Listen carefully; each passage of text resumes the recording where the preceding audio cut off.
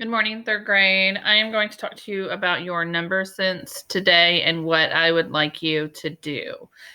So you are going to be looking at this grid picture that we have over here and trying to figure out what each color, the value of each color. I guess you're going to try to figure out the value of each color. So it's important though, before you get started, it says if the diagram below equals 200, what is the value of each color? So if this, I tell you that this equals 200, how am I going to figure out the value of each color? So I'm going to first look at this and try to figure out maybe how many squares are here. So if I counted down, there was 3, 6, 9. It looks like there's 10 going down, 2, 4, 6, 8, and 10 going across. So if this is a 10 by 10 grid, what does that tell you? And I hope that you guys are starting to see that this equals, that there are 100 squares here, but it says the value of this is 200. So you're going to have to think about, well, what does that mean? So if there's only 100 squares, can each square equal 1 if my value is 200?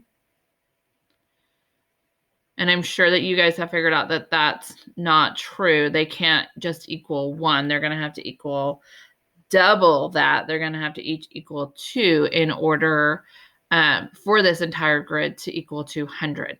So now we have to figure out each color, how much it is. And if you look, here's a big patch of green, but there's also this little patch of green over here. Same with the blue and the orange and the purple. They're kind of spread out, so you're going to have to group them up somehow. So I might start, since this green circle is first, I might look at it and see. So if I go down, it's all but 1. So I know there's 9 going down. There's 4 going across.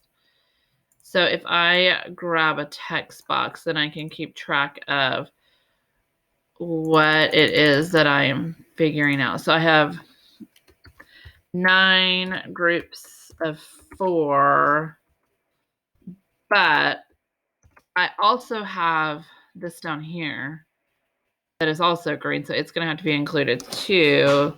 So that looks like it has 2 groups of 3.